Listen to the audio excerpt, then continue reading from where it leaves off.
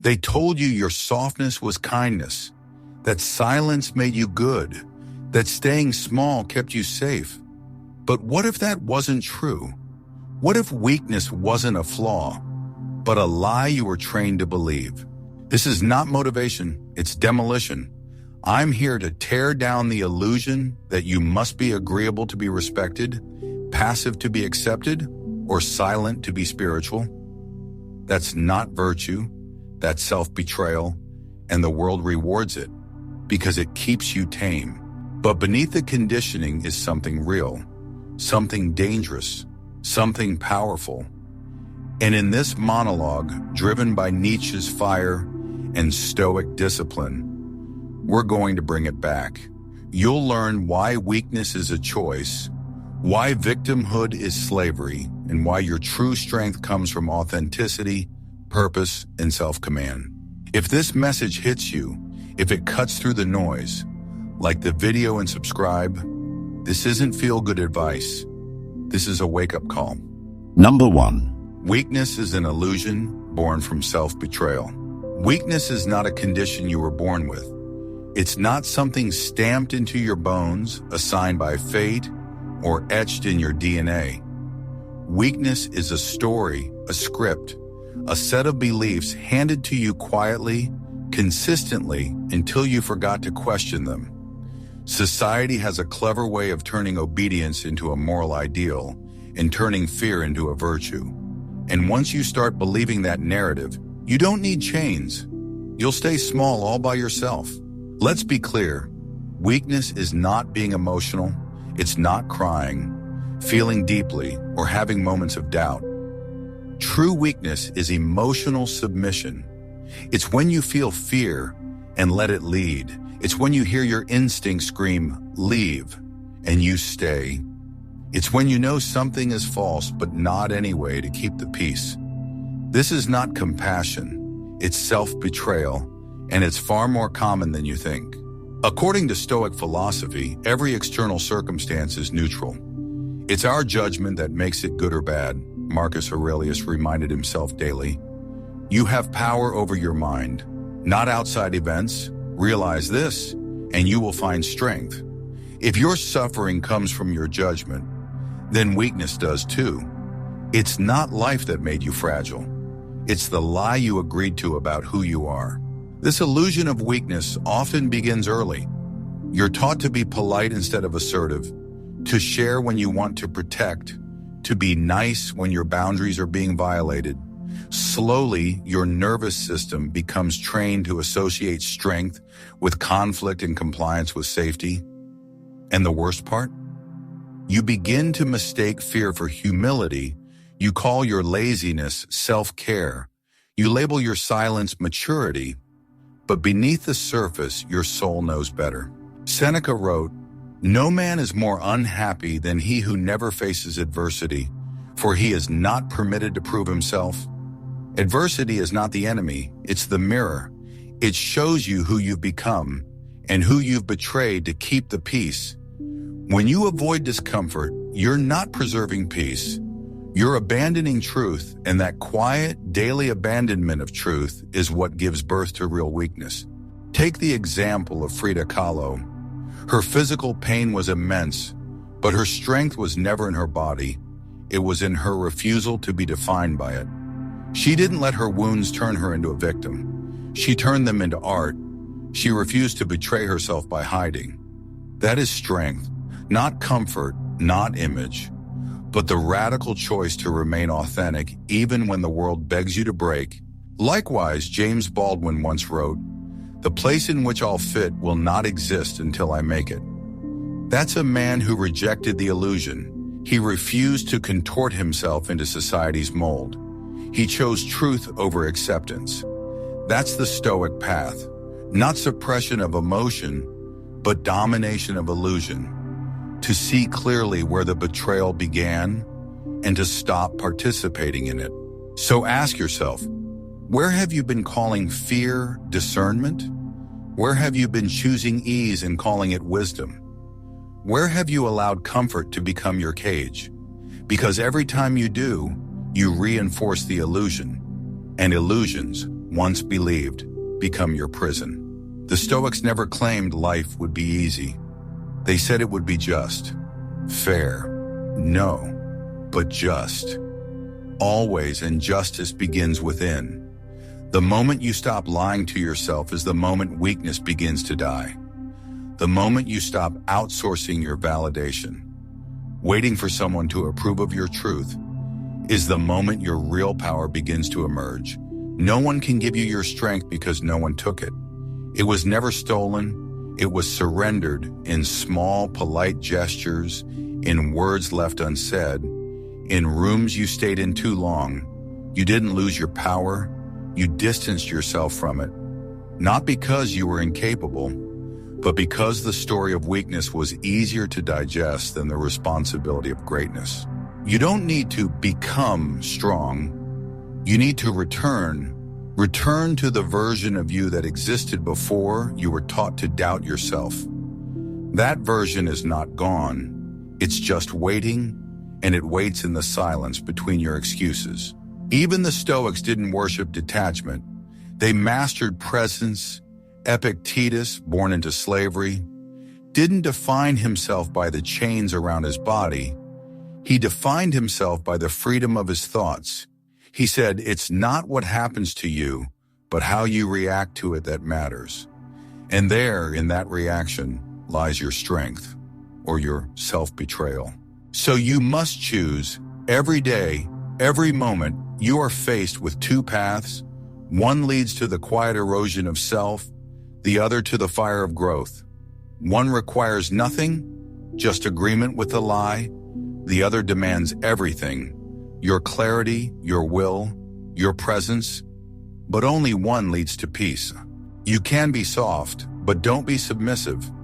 You can be gentle, but don't be a ghost. You can be emotional, but never emotionally obedient to your fears. There's a difference between kindness and erasure, between humility and self-erasure, and you must learn it or spend your life as a well-behaved stranger to your own soul. In the end, strength is not something you shout. It's something you live, in how you speak, in what you refuse to tolerate, in how you hold your boundaries without guilt, and in how you stop making excuses for the voice inside you that wants more. Not in greed, but in truth. That voice is not your enemy, it is your compass. Follow it, and the illusion of weakness dies. Starve it, and it becomes your life. So start listening before you forget what your own voice even sounds like. Number 2. The modern world engineers conformity and softness. If you were born with fire, the modern world will do everything it can to extinguish it. Not with violence, but with praise. Not with chains, but with comfort. Because nothing is easier to control than a man who fears disapproval more than dishonor. The system doesn't need to punish your strength. It simply needs to convince you it's dangerous. From a young age, you are domesticated, not educated. You are trained to sit still, raise your hand, wait your turn, agree with the group. Not to think, but to comply. Not to question, but to memorize. And soon the reward isn't truth, it's approval. You're taught to betray your instincts so well, you stop hearing them altogether. Stoic philosophy, especially the teachings of Epictetus, warned of this trap. He said, if you want to improve, be content to be thought foolish and stupid. Why? Because growth means breaking consensus. Strength means standing alone. But society teaches the opposite. That being disliked is failure, that being misunderstood is weakness. So you adapt, you shapeshift, you filter, you blend, you suppress what is real to maintain what is comfortable. And this is how strength dies, not with a shout, but with a nod.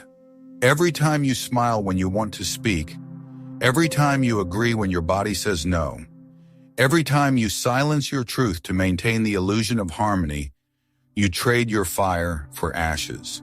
Ralph Waldo Emerson once said, "To be yourself in a world that is constantly trying to make you something else is the greatest accomplishment." He understood what Nietzsche also knew, that the herd doesn't want individuals, it wants followers, it wants predictability, it wants obedience masked as morality. But here's the bitter truth. What society calls good is often just convenient. It's not about virtue, it's about control. You are taught to mistake comfort for peace, silence for maturity, conformity for kindness, and because the rewards are immediate, praise, acceptance, belonging, you go along with it until one day you wake up and realize you've been applauded into a version of yourself you don't even recognize. Marcus Aurelius wrote in his Meditations, "The approval of 10,000 men is worthless if you are not right with yourself." And yet we chase it. We collect opinions like currency, hoarding validation, while our sense of self disintegrates. The modern world doesn't attack your body. It invades your clarity, and it teaches you that to be sharp, to be intense, to be different is a threat. You see, the modern world has redefined strength as threat and weakness as virtue.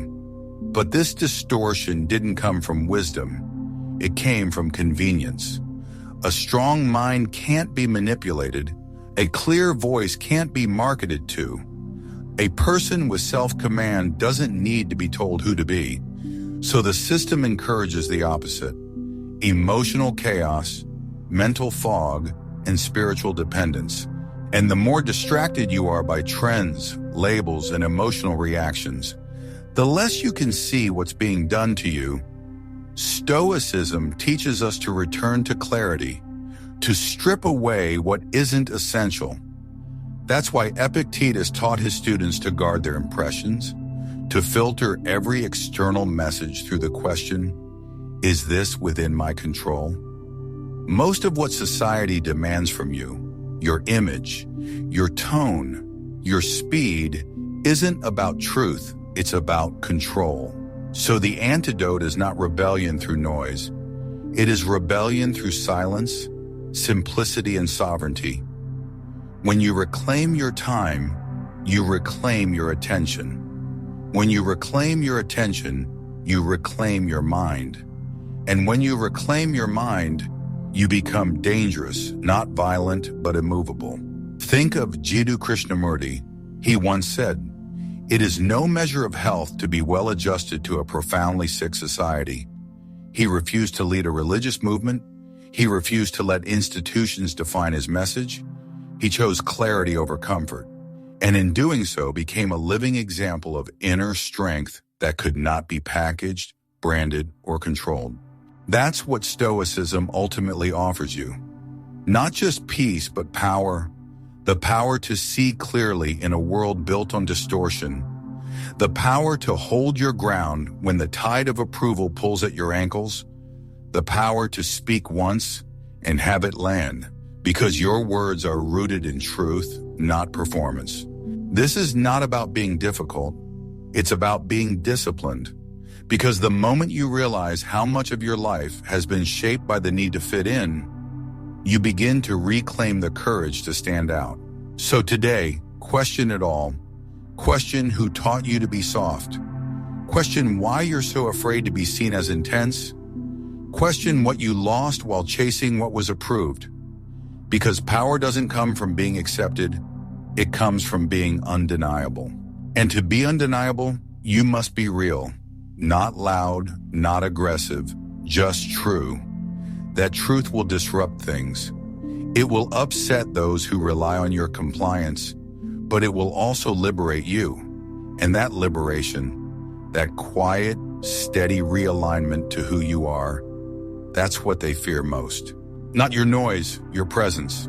Because in the end, it's not the loudest person in the room who holds the power. It's the one who doesn't need to speak to be felt, the one who has nothing to prove, because their life already speaks for them. That's what the modern world can't replicate, and that's exactly who you're meant to become. Number 3. True strength is found in authenticity and rejecting the need to be liked. There's a kind of strength that doesn't make noise, but shakes the ground. It doesn't come from volume, charisma, or dominance. It comes from being radically, unapologetically yourself. In a world obsessed with image, nothing is more powerful than authenticity. But authenticity requires sacrifice. And the first thing it demands is your addiction to being liked.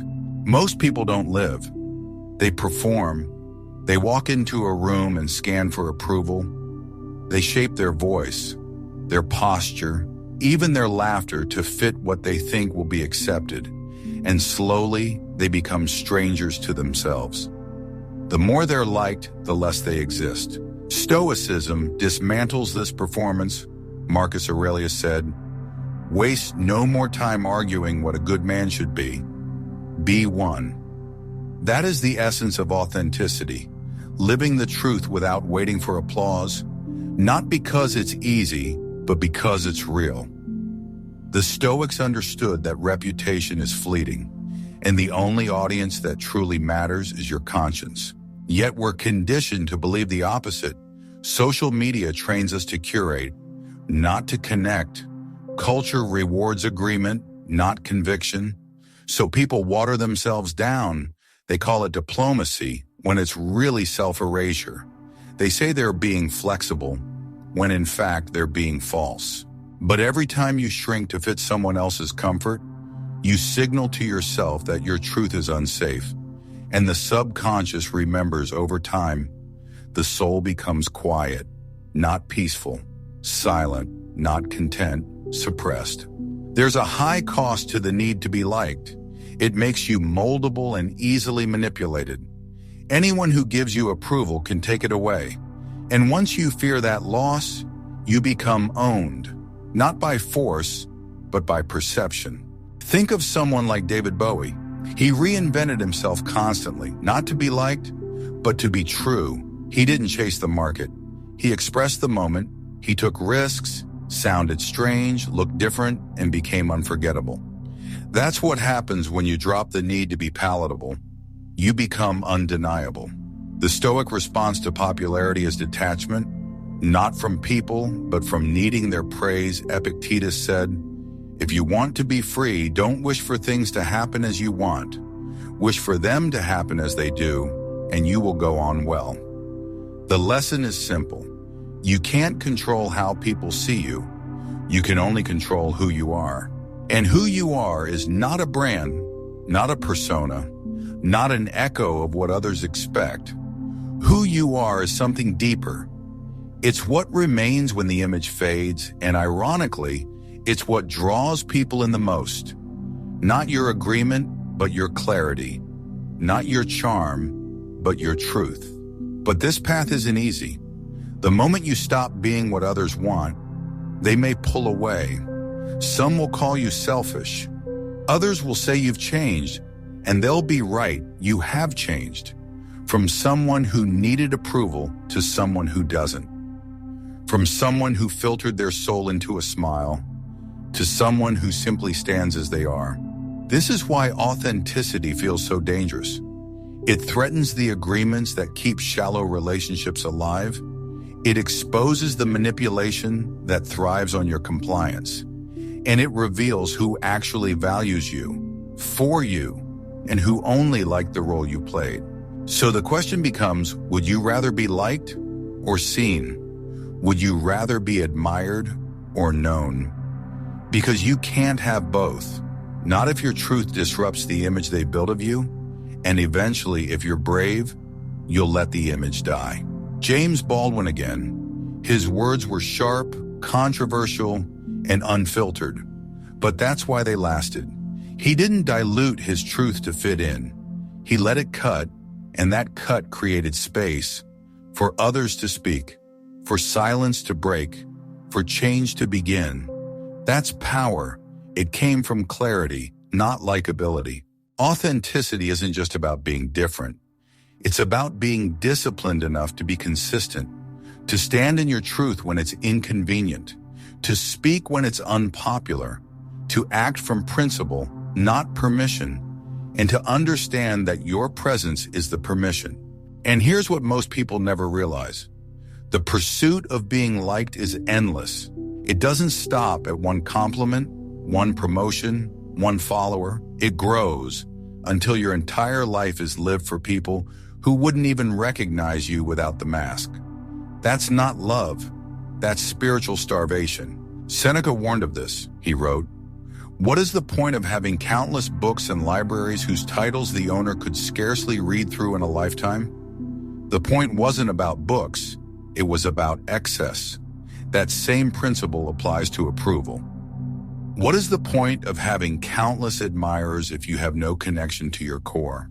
This is why Stoics practiced voluntary discomfort. They trained their minds not to need what was unstable, and public approval is the most unstable thing of all. One wrong sentence, one honest moment, one refusal to conform, and it all vanishes. But when you are rooted in who you are, you no longer fear that fall. You've already chosen the ground you stand on. Look at Maya Angelou, she once said, "If you're always trying to be normal, you will never know how amazing you can be." She didn't become powerful by being popular. She became powerful by being precise. She didn't ask for space. She created it, not with performance, but with presence. So here is your turning point. If you want to live free, you have to die to the need for approval. Not once, every day, you'll feel the tension. Every time you speak truthfully, set a boundary, or walk away from what used to validate you. But that's the gateway. Through it lies a version of you that no longer folds to pressure, but sharpens under it. Because when your power no longer comes from being liked, it becomes untouchable. Number 4. The rejection of victimhood. There is a silent poison in modern life. Victimhood disguised as identity. It whispers, "You are what hurt you. You are what abandoned you. You are what failed you." And the more you repeat that story, the more it owns you. Not because your pain isn't real, but because you've made it the center of who you are. This isn't healing, it's imprisonment with a velvet cushion. Stoic philosophy rejects this completely. Epictetus was born a slave. His life began with chains, yet he taught freedom. Why? Because he understood that true imprisonment is not physical, it's mental. It's not what happens to you, but how you react to it that matters. That line isn't just poetic, it's surgical. It cuts through excuses, entitlement, and the illusion that you are powerless. Pain is not your enemy, but attachment to your pain is. And the modern world, in an attempt to validate feelings, often encourages people to build a home inside their wounds, to decorate their suffering. But that's not empowerment. That's emotional paralysis wrapped in soft language. People now wear trauma like fashion. It's become social currency. And while awareness is important, identity is sacred. Once you define yourself by what broke you, everything you do becomes a reaction, not a creation. You become a product of the past, not a presence in the now. Seneca wrote, "We suffer more in imagination than in reality." When you rehearse your wounds, you re-injure yourself, not because the pain is invalid, but because the mind, untrained, doesn't know when to stop bleeding. The rejection of victimhood doesn't mean pretending the pain never happened. It means refusing to be ruled by it. It means saying, "I acknowledge what happened, but I refuse to let it define what happens next." That shift is where true power begins. Take Viktor Frankl, a psychiatrist imprisoned in Nazi camps.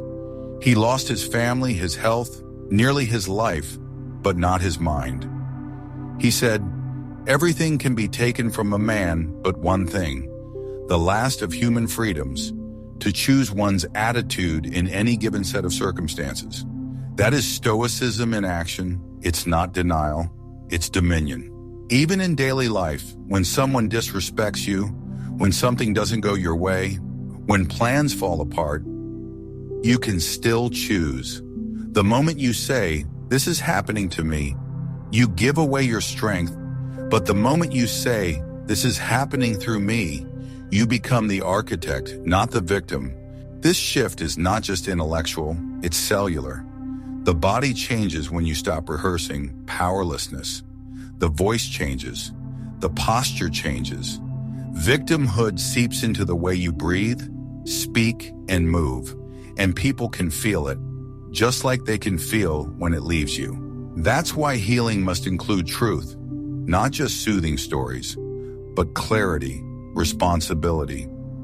The Stoics called this self-mastery, not self-blame, not guilt, but an unshakable refusal to let circumstance dictate identity. Think of Oprah Winfrey, abused, neglected, underestimated, but she refused to wear it like a badge. She didn't erase it. She used it, transmuted it. That's power, not because she became famous, but because she reclaimed authorship of her story. That's the path. You don't erase the pain, you alchemize it. You don't deny the scar, you forge it into armor. Because the world doesn't need more people who define themselves by damage. It needs more who convert pain into presence, not through rage, but through responsibility. And here's the hidden danger. Victimhood feels good at first. It gives you permission to stop, to be seen, to be held. And sometimes you do need that. But when it becomes your permanent identity, it steals your future. It tells you that growth is betrayal. That's the trap. It convinces you that healing is abandonment. But healing is not forgetting. Healing is remembering without reliving. The Stoics didn't avoid emotion. They just didn't let it crown them. They believed pain was a messenger, not a master. When you feel wounded, your task is not to broadcast it. It's to sit with it, to ask, is this pain telling me who I am or who I've outgrown? Most pain doesn't want you to stay in it. It wants you to move through it. But comfort culture turns pain into a destination. It says, you've been hurt, now rest forever. Stoicism says, you've been hurt, now rise with more clarity than before. Look at Trevor Noah. He grew up in apartheid South Africa, half black and half white, illegal by definition. He faced rejection and confusion about belonging, but he didn't let that confusion become a cage. He turned it into comedy, into commentary, into global conversation. That's what power looks like. Not perfection, but authorship. Not absence of pain, but presence through pain. So if you want to reclaim yourself, start with this. Retire the story. Stop using pain to make introductions. Stop calling yourself broken just to be relatable. Stop shrinking your presence to match the wound you used to carry. You are not what happened, you are how you met it and who you chose to become after. Because pain is a powerful chapter, but it was never meant to be your name. So the next time the world asks you to explain your pain, don't. Let your peace speak for itself. Let your clarity be louder than your wounds, because you didn't come this far to prove how much you suffered.